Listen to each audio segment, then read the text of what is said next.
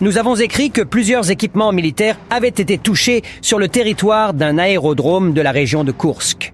La frappe a peut-être été effectuée par des drones australiens en carton.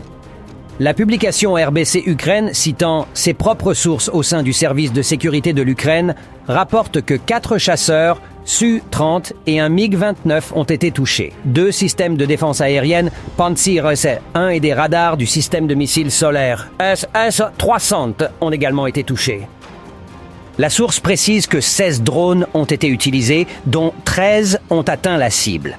Dans le même temps, le célèbre canal russe de télégramme Fighter Bomber écrit que les forces de défense ukrainiennes ont utilisé des drones australiens Saipak.